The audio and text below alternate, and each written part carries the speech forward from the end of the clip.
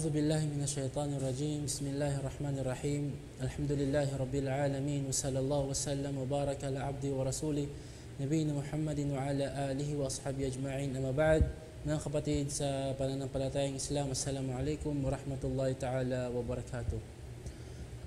Bakit nga ba nagkakaroon ng mga sekta-sekta sa Islam? Samantalang Islam ay isa lamang. Ang Quran at ang Sunnah ay nag-iisang basihan sa Islam. At ang propeta naman ay isang propeta lang. At isa lang ang sinasamba. Isa lang ang pananampalataya. Bakit nagkakaroon ng iba't ibang mga sekta sa pananampalatayang Islam? Para sa inyong kaalaman, mga mahal naming mga kapatid, ang Islam ay isa lamang. Hindi siya nahati-hati. Yan, ang Islam is isa lang talaga. Ang nahati-hati ng mga sekta ay ang mga Muslim. Ang mga Muslim, tao lang sila kasi. Hindi sila naprotektahan ng Allah subhanahu wa ta'ala.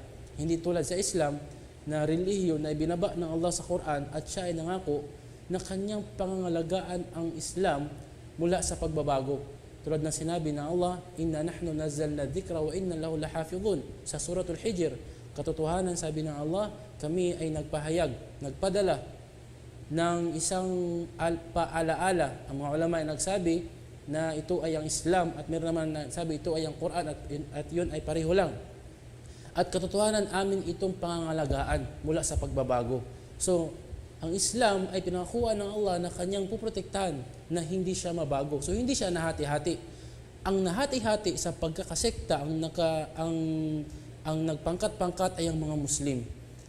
Kasi may mga Muslim na hindi sumusunod, may mga Muslim na sumusunod. So talagang nagkakaroon ng pagkahati-hati. At ito yung sinabi ni Propeta Muhammad sallallahu alaihi wasallam na ang kanyang umma ay mahati sa 73 sekta.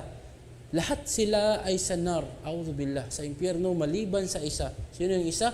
Kung sino lang yung sumunod sa kanya at inintindi ang kanyang sunnah, alinsunod sa pagkaintindi ng mga sahaba, alinsunod sa pagkaintindi ng mga salafus salih, mga sahaba, mga tabi'in, mga atba'u tabi'in at mga ulama na sumunod sa kanila.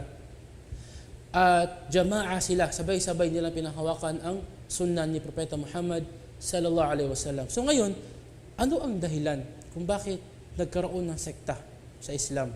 Kung bakit nasabi ng mahal na propeta sallallahu alaihi wasallam na sa darating na panahon ay magkahati-hati ang mga Muslim. Magbabanggit tayo mga kapatid ng ilan sa mga dahilan na binanggit ng ating mga scholar. Ang unang dahilan na kanilang sinabi ay dahilan ay ang kamangmangan. Ang kamangmangan. Sa pagiging mangmang ng isang tao sa Quran at Hadith ay lumalabas siya sa tamang landas na tinahak ni Propeta Muhammad sallallahu alaihi wasallam at ng kanyang mga sahaba radhiyallahu anhum jami'an. So, kung babasahin niya ang Quran na wala siyang sapat na kaalaman at dadirect siyang kukuha doon, or babasahin niya ang hadith na wala siyang sapat na kaalaman na dadirect siyang kukuha doon, iintindihin niya sa kanyang sariling interpretasyon at kulang ang kanyang kaalaman, mag-create yun ng panibagong paniniwala. Magbubunga ng panibagong paniniwala at kung siya ay may impluwensya, may kapangyarihan, so kanyang paninindigan yung kanyang paniniwalang na-create mula sa kanyang sariling pagkaintindi at magkakaroon siya ng mga kasamahan. Kaya dito lalabas ang isang grupo. Lalabas ang isang grupo na sinasabi nilang sila ay mga Muslim, ngunit ang kanilang pagkaintindi sa Islam ay salungat sa pagkaintindi ni Propeta Muhammad sallallahu alaihi wasallam. So ito yung una mga kapatid, ang kamangmangan. Pangalawang dahilan kung bakit nagkakaroon ng sekta-sekta sa Islam ay ang pagsunod sa sariling pagnanasa. Halimbawa lamang na may isang nabanggit sa Quran na batas na ito ang gagawin, ngunit ang sarili ng isang tao ay hindi kayang gawin yun. Nahihirapan siya. Mas gusto niyang gawin ang salungat doon. So gagawin niya ang salungat doon. Kanyang gawin ang salungat doon. Ngunit, ang nangyayari, hindi naman pwede na lagi niya lang niyang gawin ang salungat doon sa Quran. Masisira ang kanyang pangalan, masisira ang kanyang pagkatao. So ang kanyang gagawin, isasali niya yun sa Islam na ito ang turo ng Islam. Samantalang yun naman ay salungat sa turo ng Islam, so sasabihin niya na ito ay turo ng Islam. So kung siya ay may impluwensya, makapangyarihan,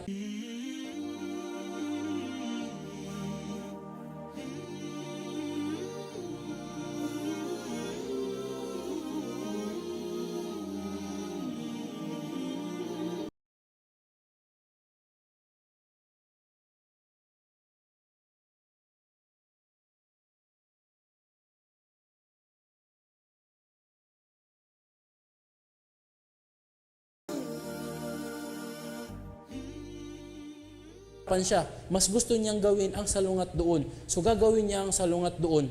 Kanyang gagawin ang salungat doon. Ngunit, ang nangyayari, hindi naman pwede na lagi niya lang niyang gawin ang salungat doon sa Quran. Masisira ang kanyang pangalan, masisira ang kanyang pagkatao. So ang kanyang gagawin, isasali niya yun sa Islam, na ito ang turo ng Islam. Samantalang yun naman ay salungat sa turo ng Islam, so sasabihin niya na ito ay turo ng Islam. So kung siya ay may impluwensya, makapangyarihan, so mapoprotektahan niya ang kanyang paniniwala na yun, na alam niyang hindi yun ang turo ng Islam, pero dahil sa salungat sa kanyang pagnanasa, mas pipiliin niya ang kanyang pagnanasa at sinisikap niya o sisikapin niyang maging ito ay katuruan ng Islam para hindi ito nakakahiya sa kanya. At kung siya ay may impluwensya nga, magkakaroon siya ng mga kasamahan, mga followers na sumusunod sa kanya, at bubukod na naman sila nang dahil doon magkakaroon na naman ng panibagong sekta sa Islam. So ito yung pangalawang dahilan. Ang pangatlong dahilan, mga mahal kong mga kapatid, ng bakit nagkakaroon ng sekta-sekta sa Islam ay ang fitna. Ang fitna. Ibig sabihin ng fitna, mga kapatid, fitna is napakalawak na kahulugan. Kung ating i-translate sa ating wika, napakalawak siya. Pwedeng dilubyo, pwedeng kalamidad, pwedeng kasiraan, pwedeng mga pagsubok, ganun, at pwede ring patayan. Ang ating tinutukoy dito, mga kapatid, na fitna, na naging dahilan upang magkaroon ng iba't ibang sekta sa kamusliman ay ang hindi pagkakaunawaan ng mga Muslim. Hindi pagkakaunawaan nila. So, bagamat ang Allah subhanahu wa ta'ala ay nagbigay sa atin ng payo na kung hindi tayo magkakaunawaan, ay babalik tayo sa Quran, babalik tayo sa Sunnah, upang ang Quran at Sunnah ang magbigay sa atin ng hatol kung sino ang tama. So, itong mga tao na ito, hindi sila bumabalik sa Quran at hindi sila bumabalik sa Sunnah, kundi sa kanilang sarili din na pag-intindi sa Islam. Maaari ang iba sa kanila ibabalik sa Quran o sa Sunnah, pero sa kanilang sariling pag-intindi.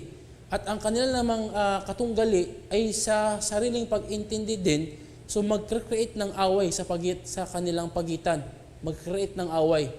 So ngayon, kung may away na mangyayari sa kanila, syempre ang bawat panig hindi papayag kung may pride sila na magkasundo sila sa isang bagay lang. Kundi ang mangyayari, magkakahiwalay sila. So meron na namang panibago na lalabas na sekta na salungat sa panibagong lalabas na naman na sekta. Dahil sa fitna, dahil sa kaguluhan, hindi pagkakaunawaan ng mga Muslim. Tulad ng sinabi ng mahal na propeta sallallahu alaihi wasallam sa hadith ni Irbad bin Sariya, فَإِنَّهُ مَنْ يَعِشْ مِنْكُمْ فَسَيَرَى اخْتِلَافًا كَثِيرًا. Sino man sa inyo magkakaroon ng mahabang buhay, maaabutan niya o matatagpuan niya ang napakaraming hindi pagkakaunawaan ng mga Muslim. فَعَلَيْكُمْ بِسُنَّتِي. Kaya panghawakan niyo aking sunnah, yun ang payo ng propeta Muhammad sallallahu alaihi wasallam. So ngayon, mga kapatid, ito yung pangatlong dahilan kung bakit nagkakaroon ng pagkawatak-watak sa kamusliman, ang hindi pagkakaunawaan sa bawat panig o ang tinatawag na fitna sa Arabic. Kabilang din, mga kapatid, sa pananampalatayang Islam kung bakit nagkakaroon ng sekta-sekta sa Islam ay ang pagka-apekto sa ibang pananampalataya. Halimbawa lamang, merong isang Muslim o isang grupo ng mga Muslim na nakatira sa lugar ng ibang pananampalataya. Sa halimbawa, mga Budismo, mga Hinduismo, mga Taoismo, o sa mga Hudyo, mga Kristiyano, doon sila nakatira. Naapektuhan sila ng ilan sa mga turo ng pananampalataya ng mga tao na kanilang tinirhan sa isang lugar. Naapektuhan sila. At dahil din sa kanilang kamangmangan, na-adapt nila yun. Halimbawa lang, ang pagkakaroon o pag-celebrate ng birthdays, pag-celebrate ng mga anniversaries, mga ganon, o ang pagdasal sa masjid na sumasayaw-sayaw, nakuha ito nila sa mga Kristiyano, nakuha nila sa mga Hindu. Ang pagkatay ng hayop para ialay sa iba bukod sa Allah, nakuha nila sa mga Hindu, sa mga Kristiyano. So, nagkakaroon ng panibagong paniniwala dahil naapektuhan sila sa mga pananampalatayang nasa paligid nila. So, ito yung kabilang, mga kapatid, sa dahilan na magkaroon naman ng sekta na naman. Kung sila ay dadami, so meron silang panibagong pananampalataya, which is kanilang nakuha sa ibang pananampalataya at sinasabi nila na ito ay turo ng Islam. A'udhu billah. At kung babasahin mo ang Quran at Sunnah, wala kang makita na ito ay turo ng Islam. So nagkakaroon ulit ng sekta sa Islam. Kabilang mga kapatid sa dahilan kung bakit nagkakaroon ng pagkawatak-watak sa Islam o sa kamusliman ay ang pagbasa sa Quran at sa Sunnah at pag-intindi nito na mas inuuna ang utak kaysa kung ano yung napapaloob sa Quran, sa Sunnah, alinsunod sa pagkaintindi ng mga sahaba. Halimbawa, ang Quran ay nagsabi na ang Allah ay mayroong kamay. Ang Allah ay mayroong kamay. At ang naintindihan ng mga sahaba ni Propeta Muhammad sallallahu alaihi wasallam na ang Allah ay mayroong kamay, ngunit hindi katulad ng kamay ng kanyang mga nilikha.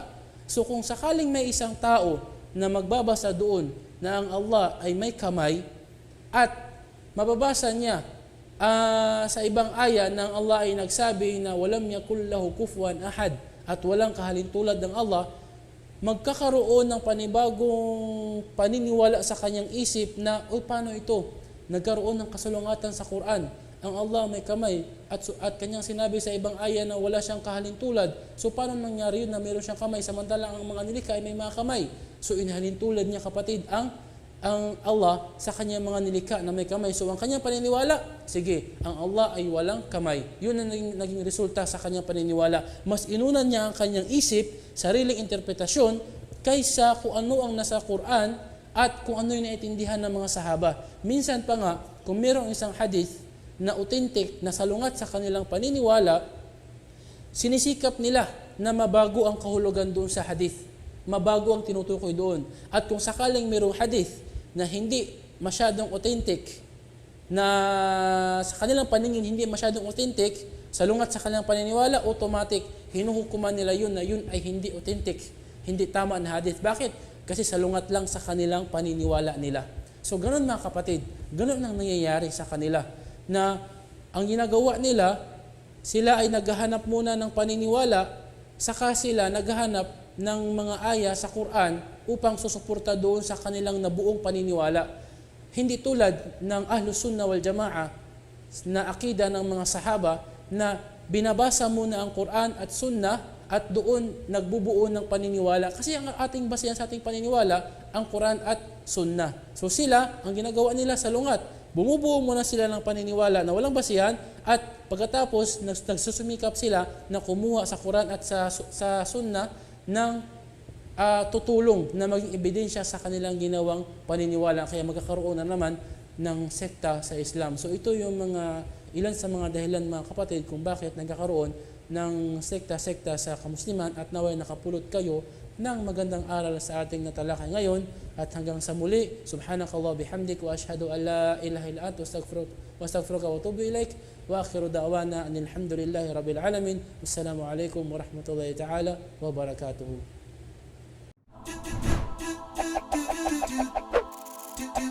Bop, do do do do.